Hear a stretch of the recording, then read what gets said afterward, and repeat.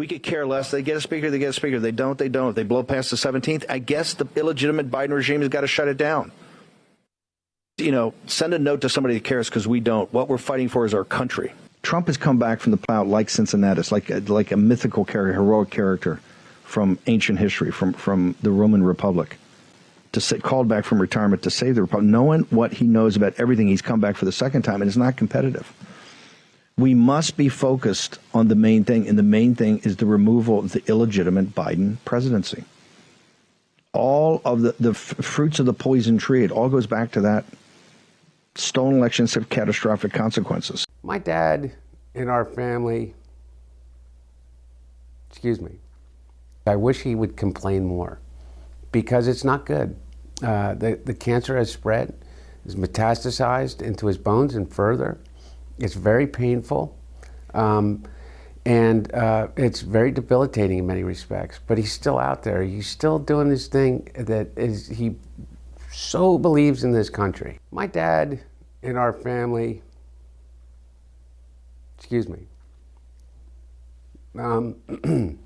my dad is, and to this day and remains, the center of our family, not just because of who he is as the public person, but completely because of who he is to each one of us, down to his grandchildren and his great-grandchildren, his great-grandchild.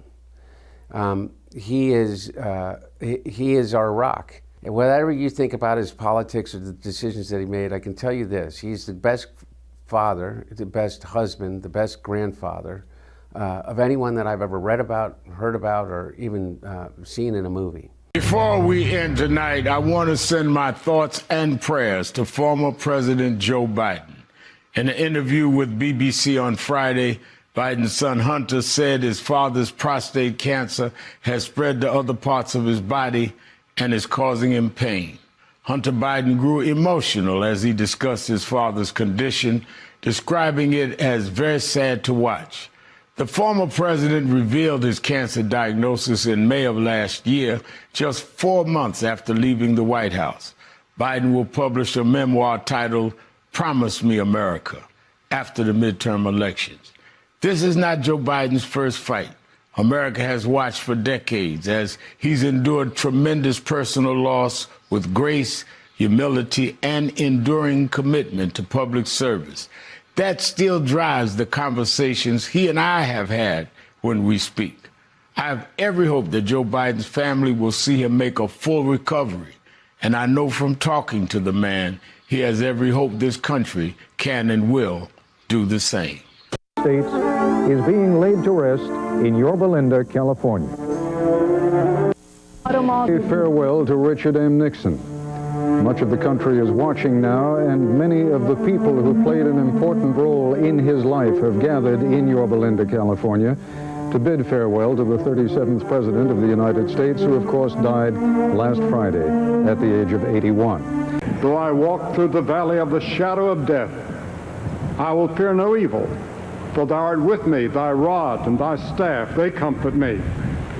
Thou preparest a table before me in the presence of mine enemies. Thou anointest my head with oil, my cup runneth over. Surely goodness and mercy shall follow me all the days of my life, and I will dwell in the house of the Lord forever. This is the primal scream of a dying regime. Pray for our enemies, because we're going medieval on these people. Here's not got a free shot on all these networks lying about the people. The people have had a belly full of it. I know you don't like hearing that. I know you try to do everything in the world to stop that, but you're not going to stop it. It's going to happen. And where do people like that go to share the big lie? MAGA media. I wish in my soul, I wish that any of these people had a conscience. Ask yourself, what is my task and what is my purpose? If that answer is to save my country, this country will be saved. War Room. Here's your host, Stephen K. Bannon.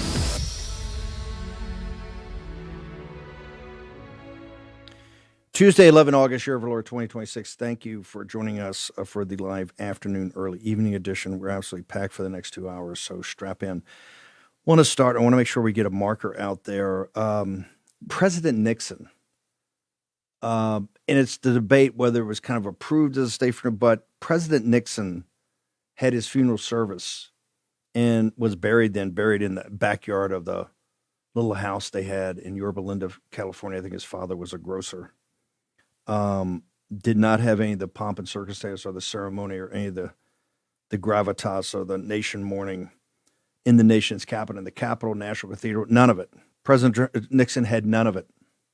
Now, some people say President Nixon didn't want to do it, didn't want to come back to the swamp, hated these people, but they weren't prepared to do it anyway. Joe Biden, we have to be consistent here.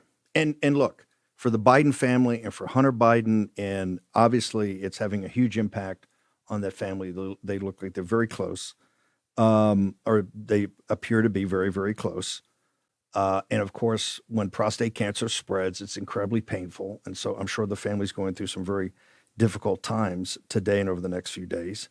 But we have to face a reality check here. We have to be consistent. We said at high noon on the 20th of January of 2021, when President Trump left that tarmac at Andrews, and they had the 20 people there in the big circles out there. We had just finished the broadcast for Real America's Voice, the Morning War Room. It was picked up after that because the whole thing was disgusting. He's illegitimate. They stole the 2020 election. He is not and never was a president of the United States. How do I know that? Look at the row of the presidents in the White House. No photo of him. It's an autopen. I know that's a little bit tongue-in-cheek, but the reality is there's no picture of him among the honored dead of our presidents.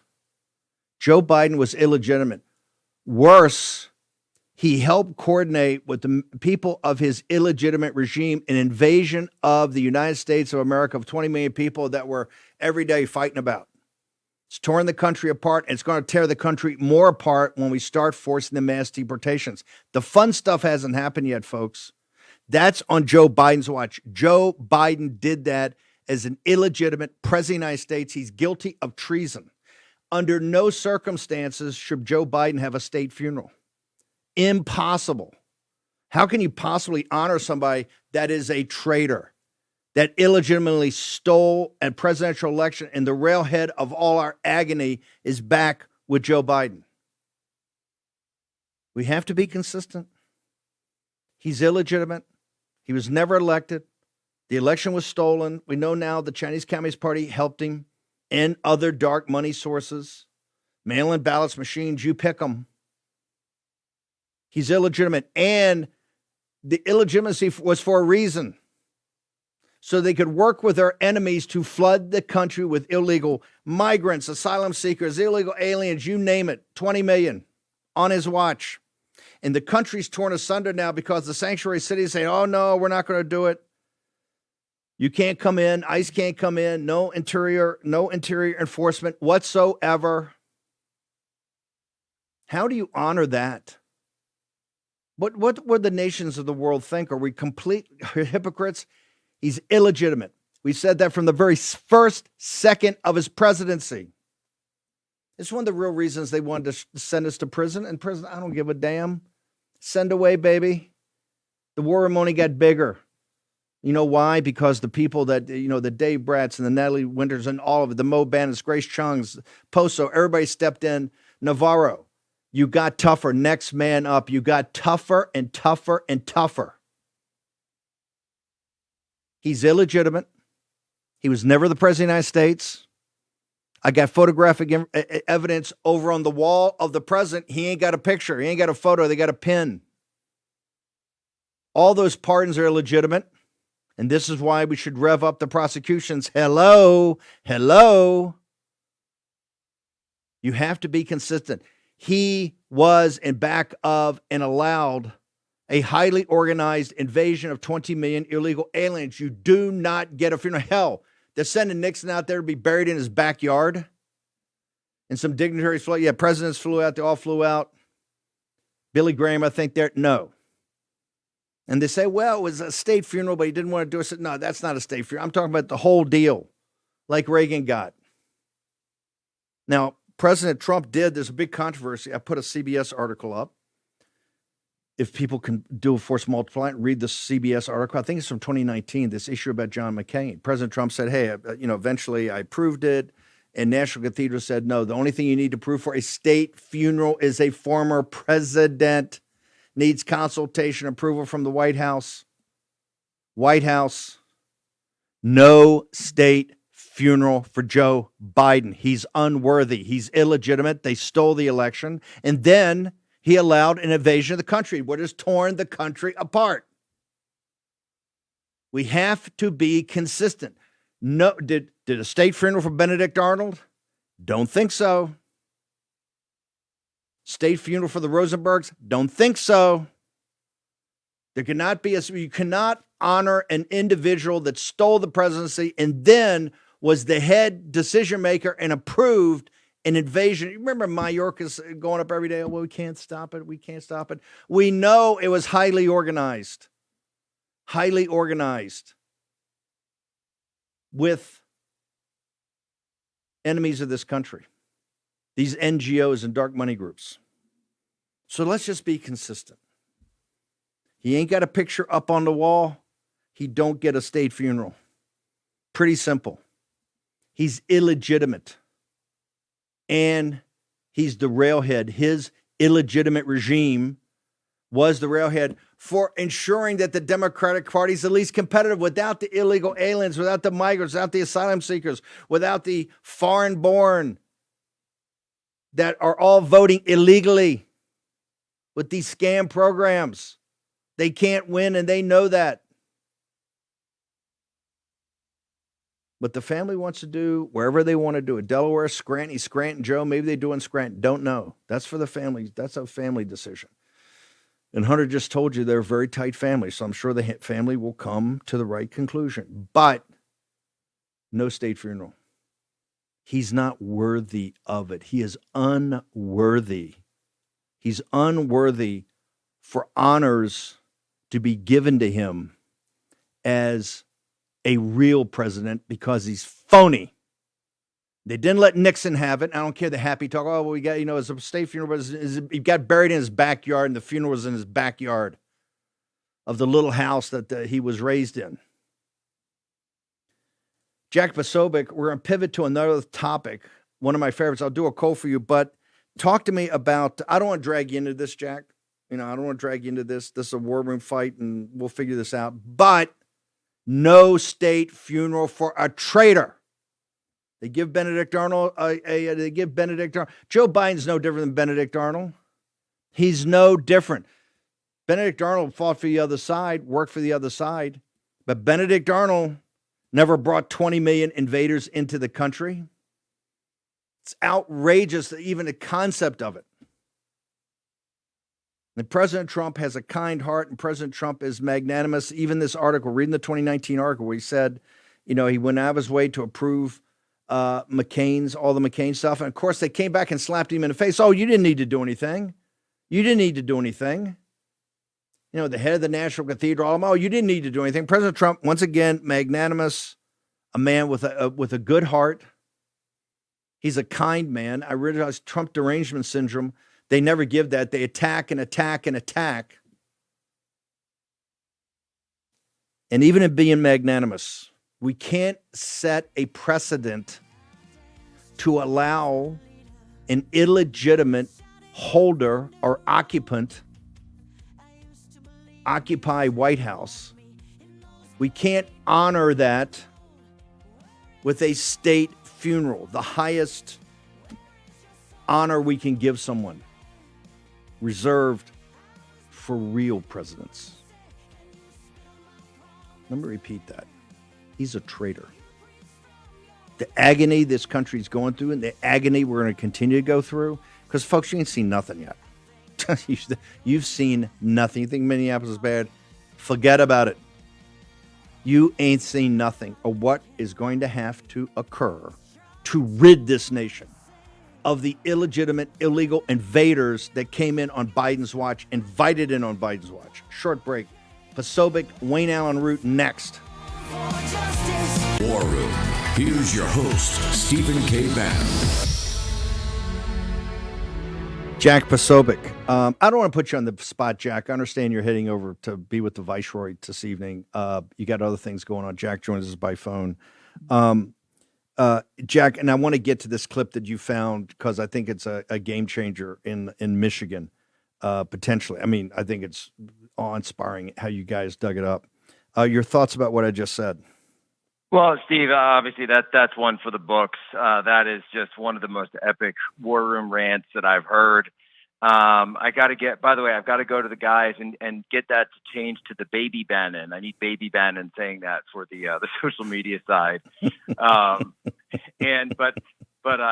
it'll go back to the original one. Joe Biden was not elected, impossible. And it's, but Steve, you missed something. You actually missed. If I could give a note, you missed my favorite one of all is this.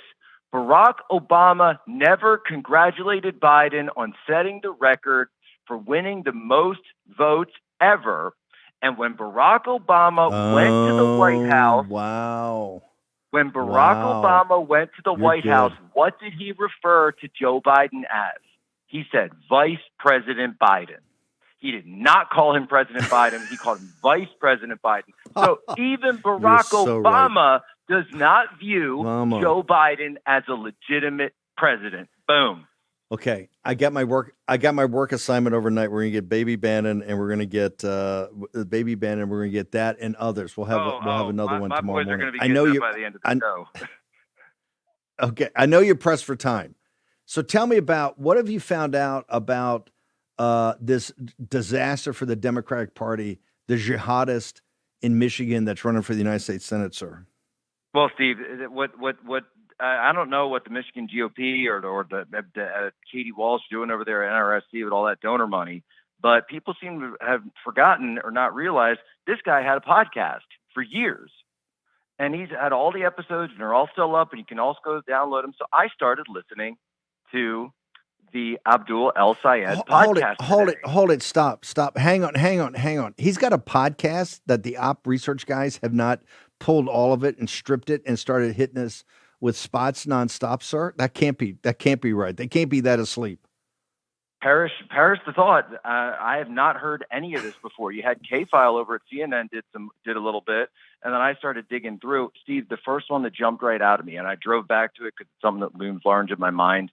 Back in March of 2023, the Nashville church, the school shooting, the Christian shooting by Audrey Hale, the trans female of Covenant School. They killed the 3 little kids, 2 girls, 1 boy, and then the 3 staffers. Yeah. I drove right back to that, and what did I find was this candidate, this leftist, he blamed the shooting on conservatives for passing the trans bills in the Tennessee legislature signed by Governor Lee. He blamed them for being the ones that caused the shooting. Then he went so far as to blame the Second Amendment itself and said that it should be repealed. And on the back of that, he said, we don't have an epidemic of trans violence. We have gun violence. And I thought to myself, gosh, would he be saying the same if it were a mosque? God forbid, but if it were, would he be saying the same and would be so cavalier while the blood of Christian children was running in Nashville? Why did it take you to drill down and to find this? I take it from you and your team that a lot more of this is going to come out in the next couple of days that you're going to frame and make observations on. But why did it take you guys to do this? Steve, that's an interesting question because I've seen a lot of these Republican events, these GOP establishment events, these lavish affairs. They put it together. They go out. They're asking for money. I get the text messages and the emails and the letters and all the rest for donations. Where's the money going? Where is the money going? I'm sitting here, in my office pulling this stuff. It's unbelievable. Jack, I know you got to bounce. We're going to get more of this, but you're saying there's a whole wealth of this radical talk. Like, let's get rid of the Second Amendment. And by the way, let me tell you, wait till you hear this. Wait till you hear this. Remember, he runs around and calls himself a public health official. Wait till you hear this guy simping for Fauci and the vax. God, it's going to be amazing. He's a health official, right? Oh yes, a very real doctor, very real doctor, and a health official. Jack, where do they go for your Twitter feed? You're the Associated Press of the MAGA movement. Where do folks go? Well, thank you, Steve. Of course, it's at Jack Posobiec. Then, of course, you can follow me on Truth, Getter, and Telegram as well. Instagram coming in fire. Telegram, that's the one that we keep it uncensored over there. So I say that one's only for really hardcore types. Jack Posobiec, thank you so much. Appreciate you. And Libby Evans and the entire team, everybody. Incredible. God bless the body. Post-millennial. Tomorrow, we're actually going to show an article and bring on a couple of reporters going to talk about Abdul. Was it Abdul? Abdul. They don't like using his entire Muslim name, so we'll just call him Abdul. Abdul is a Sharia supremacist. In his own words, a Sharia supremacist. So we'll get down to that tomorrow, and we're going to start. If the RNC is not going to do the work, we'll make sure that individual investigative reporters will do the work, and we'll give them a platform. Wayne Allyn Root. Do we have the clip? Let's play the clip first, because they're in full meltdown this afternoon. But I want to show the real thing, and then have Wayne Allyn Root come on and comment. But this afternoon, total meltdown on MSNBC and CNN over Wayne Allyn Root's interview with the president. Let's play it. So let me put an idea in your head, okay? Because it's so hard to get the Senate to do anything. Now they're on recess. They don't get anything done if they never get the Save America Act done. You have the right to declare a national security emergency for elections. And the Supreme Court ruled in 1983 under Reagan that INS versus Chadha, that if you declare a national security emergency as the president of the United States, they can't challenge it. It can only be overturned by a 2/3 vote of both houses of Congress. So if you do this in the next month, we will get photo ID, proof of citizenship, and a limit to mail-in ballots. And you don't even need the Senate vote. Happened. Okay, I'll leave it at that. All right, we'll leave it at that. We're gonna play in a few minutes some of the meltdown. Wayne Allyn Root. Why is it left melting down? The president says, "Hey, I'll take a look at it." Sounds logical, right? You've come on this show consistently over the last month and saying you had a called shot. The Senate's not going to deal with it. They're going to give us all kind of happy talk. They're going to leave on vacation. So guess what? They gave us all kind of happy talk, didn't deal with it, left on vacation. And you said, here's the alternative. And by late August, the predicate will be laid out enough between what Pulte's finding and John Solomon's finding and other people are finding that we got to get on with it to make sure that we have a secure and fair election in November. Wayne Allyn Root, you've been pretty damn consistent, have you not, sir? Yeah, listen, I invented this idea out of kind of whole cloth, just out of thin air back in March, and I've been singing the tune National Security Emergency for Elections since March. So it's been 6 months of screaming from the highest mountaintops on all of my shows, my America Speaks show here on RAV, my America's Top 10 on RAV, my podcast, Warzone Live, my national radio show, my columns at the Gateway Pundit. I mean, I've been screaming this a lot, Steve, and I got to tell you, the reaction to it is fun because it reminds me of years ago. I had a business, and I had 100+ employees, a bunch of salesmen in a room, and one of them, we all went to lunch one day, Steve. This is a very important story. We all went to lunch, and I noticed one guy stayed behind. I didn't say anything. I just noticed in the corner of my eye, he wasn't going to lunch. The whole office left. When we got back, there was money missing. And I immediately knew it had to be him. There was no one else in the office. The door was locked. He stayed behind. So I said to him, listen, you're the only one that was here, and the money's missing, and you had access to it. And he freaked out.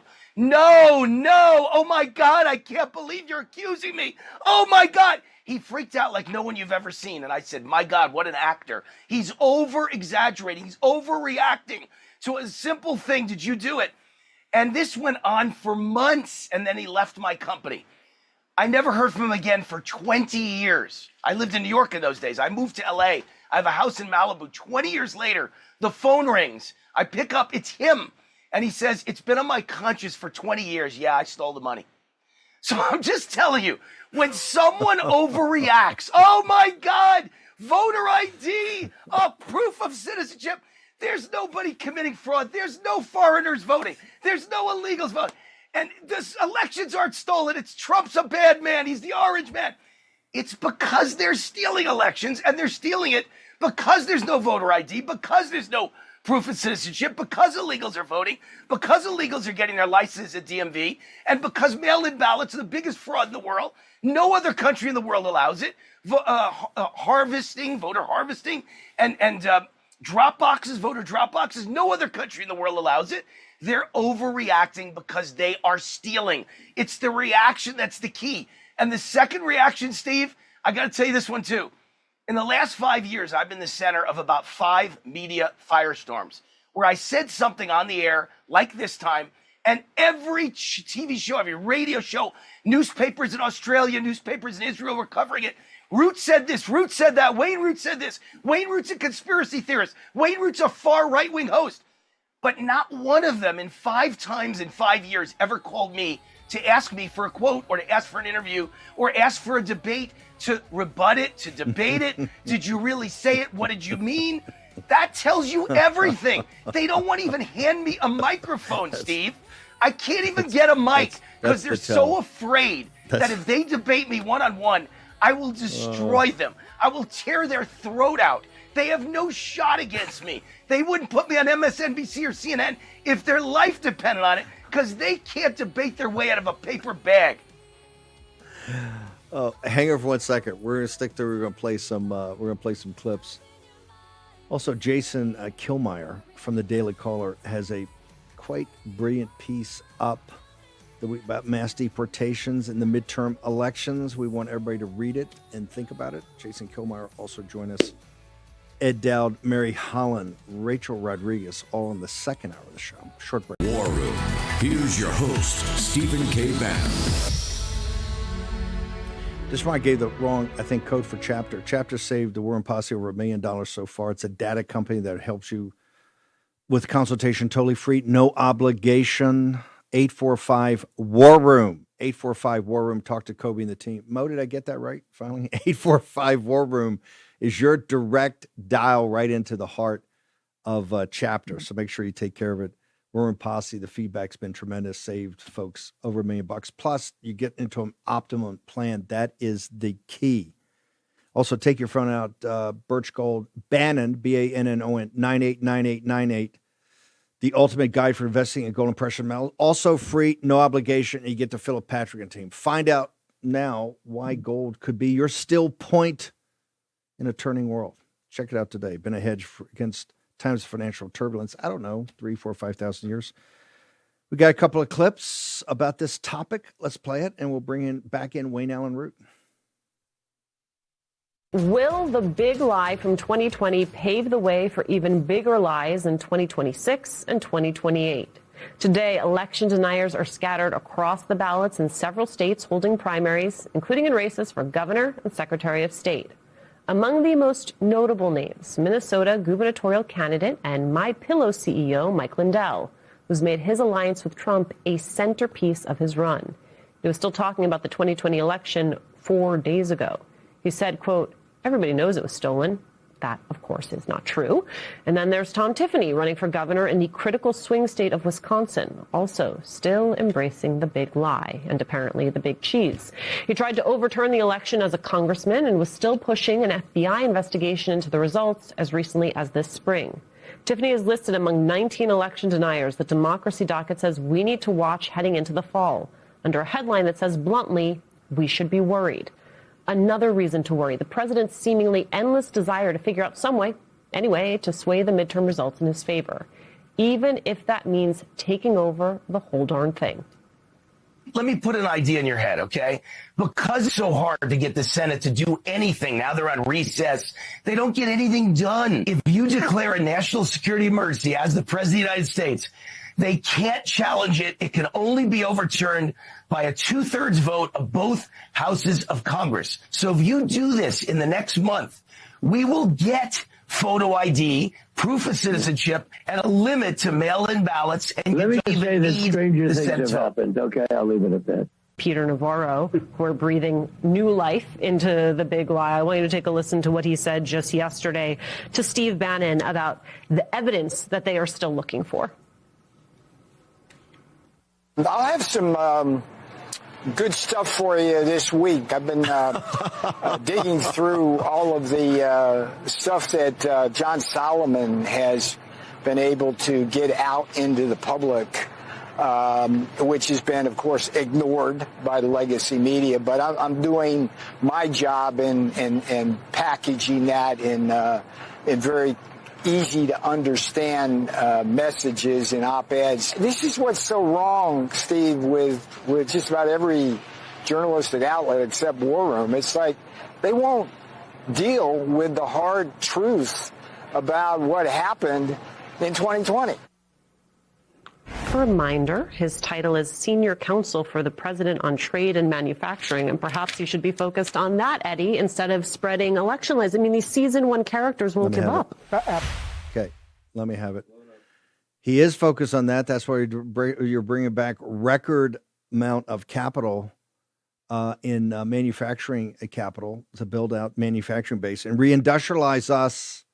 After you twinks over at MSNBC forced us to deindustrialize. Wayne Allen Root, are you prepared to go on Menendez? She's got the new hot show over there, or Stephanie Rule. Stephanie Rule will have you on. Are you prepared to go on MSNBC and make your case, sir? Anytime, anywhere. Not only my case about the stolen election or case about national security emergency, but also my case about Dr. Fauci and the poisonous, deadly COVID vaccines that I called from day one. Every single thing that's tumbling out of the box now, out of the dark closet of Dr. Fauci, I called all of it. As a matter of fact, you go back in the records, you look at any of my radio or TV shows from 2021, early 2021. I mean, like as soon as the vaccine was out in January, February, March, I was saying the trials show that pregnant women are miscarrying at a rate of over 80%. And now that number is out, and it turns out Fauci knew it. And Fauci told everyone, it's fine, it's safe, go have your baby and take the shot. Everything will be fine, it's great. And how many women miscarried? How many babies are dead? The guy's a baby killer. He's a mass murderer. He's Joseph Mengele. And the last time I came on your show and I said that, Media Matters did a big story on it, and I think Right Wing Watch did a big story on it, and MSNBC covered me saying on TV, he's Joseph Mengele. Oh, The Daily Show laughed at me for calling him a mass murderer and Joseph Mengele. Let me tell you something. A guy who knows for a fact, Steve, that babies' lives could be endangered in their mother's stomach and tells the mothers it's fine, use that product, everything's fine. And yet, in secret, he knows there's big problems and he's scared. That guy is a mass murderer in any other industry in the world other than government. He'd be on trial for manslaughter in any other industry in the world. And he'd be an evil name to the entire world. This guy should be in a modern-day Nuremberg death penalty trial. Now, good lawyers, fine. Fair jury, fine. Of your peers, good judge, fair judge, fine. And if you get found innocent, there's nothing I can do about it. That's life. But he should be on trial for his life, for the evil that he has done and the crimes against humanity. And I'll debate that anytime, anywhere, because you're mentally ill if you don't see that. You're mentally ill now that you've seen his emails and his texts, and you don't believe this man is a mass murderer and an evil person who did it for greed. If you don't 100%. believe that, he was enriching himself and letting women die and babies die and letting people die by the millions around the world. You are blind, deaf, and really dumb, which makes you a Democrat. Wayne Allen, or a Democrat, as President Trump labels it. Wayne, where do people go to get all your content, all the shows, all your content, your writings? Where they go? Well, Root for America is one place, Root for America, and then my show's coming up literally just in a few minutes. America Speaks on Real America's Voice YouTube network. You can call in 800-347-ROOT. I hope to hear from you. The show starts in 20 minutes. 800-347-ROOT, and we can talk live, liberal or conservative. I'll take on all comers. Do you like what I said about Trump? Do you like what I did in the interview? Do you like the questions I asked? Do you like what I'm saying about Dr. Fauci, or do you hate it? Would you have asked different questions? 800-347-ROOT, and you can leave a voicemail 24 hours a day there, and I'll play the voicemail on the air and respond to it. Fantastic. Wayne Allen Root, good luck this afternoon on the show, and we'll make sure MSNBC knows where to get you so you can go have your hit over there and take them all on. Appreciate it. They've never called me. I love it. National Security Emergency Memo. Got to do it. Jason Killmeyer, over the Daily Caller, amazing piece up about mass deportations in the midterm elections. Walk through your piece, your analysis, and explain to us exactly what's going on. Because the MAGA base is just sitting there going, where are the mass deportations? In fact, Mark Wayne Mullins got another, photo montage today. Some people sent me where he's at some factory somewhere with the Customs and Border, and it's all talking about what a great job they're doing. They are doing a great job making sure, I guess, drugs don't come in, guns don't come in, all the types of things Customs and Border does. And I just put up, hey, we're worried about mass deportations. We understand Customs and Border are doing their jobs every day and doing it great and probably doing it better than ever. But that's not the point. The point is mass deportations. Your column, your analysis article, the Daily Caller, is mass deportations, ... I guess after the midterms. Talk to us about what you mean, sir. Sure. And Steve, thanks for having me on. We were basically just trying to do some simple math, right? So Joe Biden brings in, let's say, 10 million. I'm sure we both think it was really more. Here's the number we're removing at any given time. And then we're potentially 2 years out from an AOC presidency. And what I tell people, like folks that aren't maybe fans of your shows, but are just normies out in the street, I say, hey, Joe Biden let in 8, 10 million, 12 million. Do you think that a President AOC or a President Newsom is going to let in fewer than Joe Biden or more?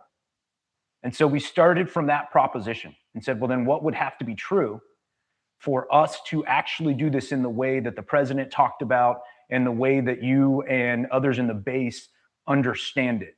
Not an expansion, a linear expansion of traditional enforcement, but actual mass deportation in the millions. We know it can be done. We just watched the Biden administration do it in the opposite direction. Hang on. I want to get that foundation, because that's what I love about the piece.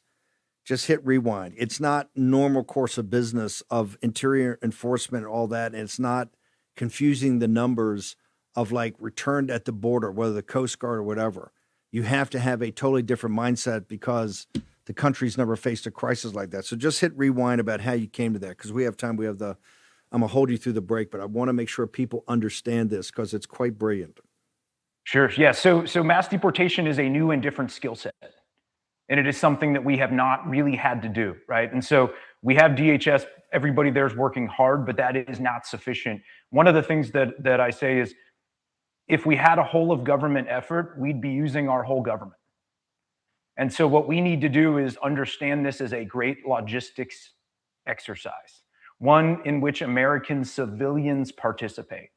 That does not mean significant overlap with law enforcement functionality. What it means is we need to extend the capability of the one department that right now is carrying the load.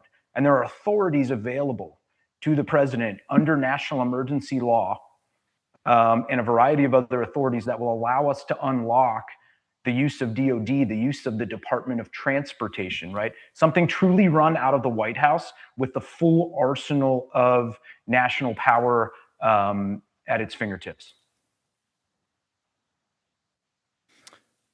Walk me through. We got a couple of minutes here. When you say bring that in, it's logistics, and folks, you got to remember in the big beautiful bill, and I think the supplemental, we put in, I believe, Jason, $175 billion. A big hunk of this was for the logistics chain for the mass deportations. This is over and above border security. It's over and above turning them back from the border. Everything else DHS needed.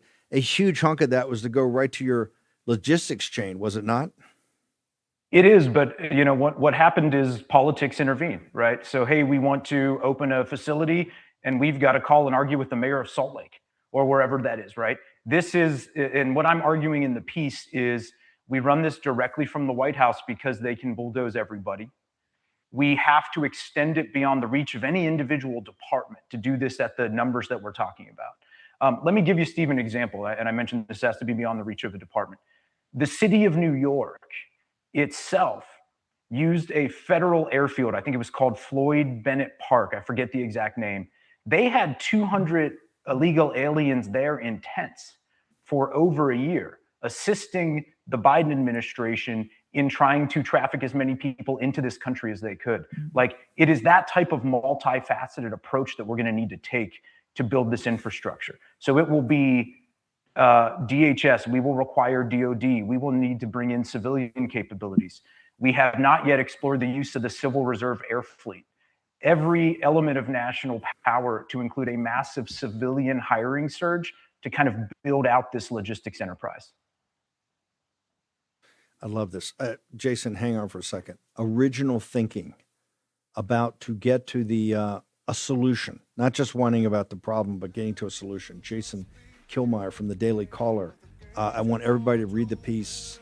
Grace, Mo, JoJo, Elizabeth, everybody. Let's act as force multipliers. Get everybody in the posse to repost this.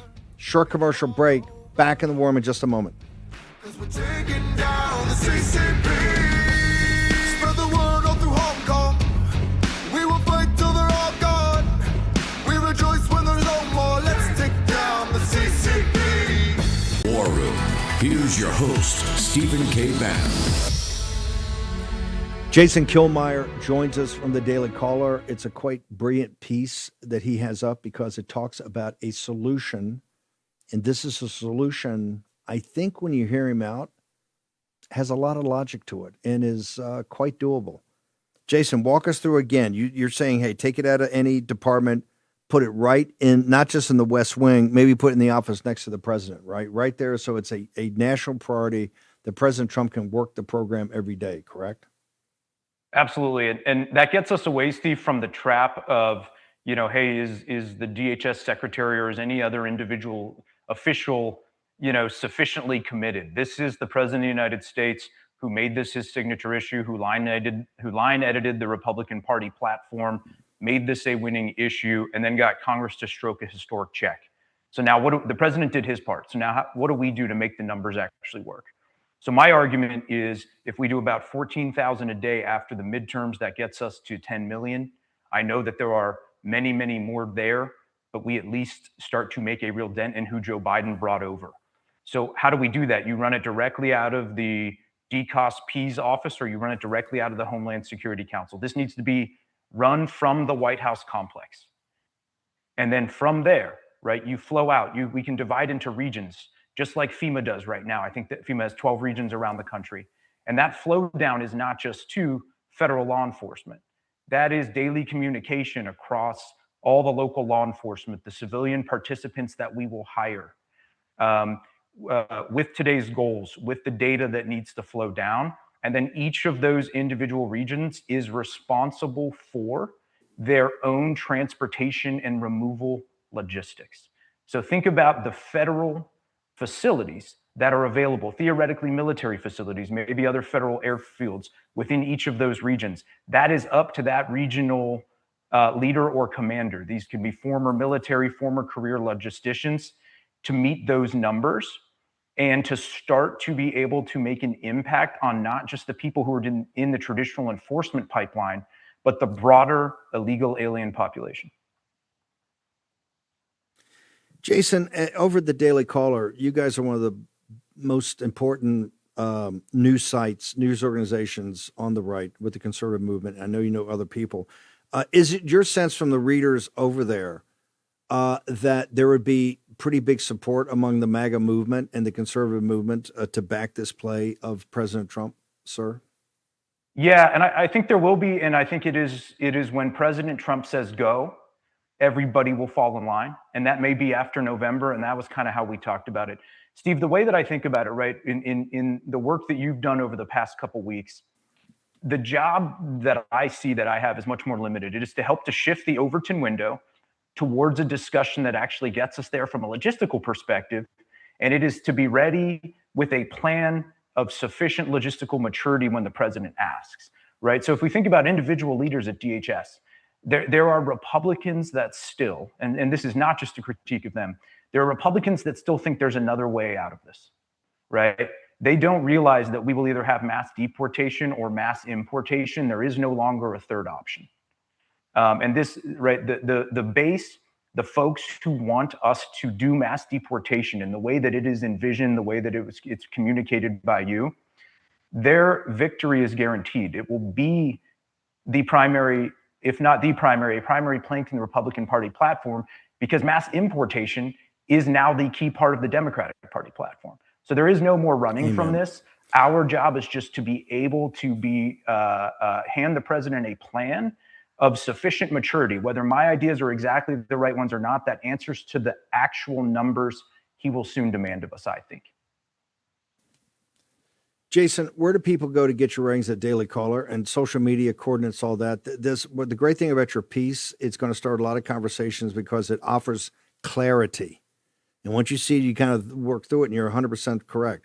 One party's got mass importation, the other is mass deportation, and it's pretty clear what has to happen. But I want to make sure everybody becomes familiar with this work and your other work. So where do they go?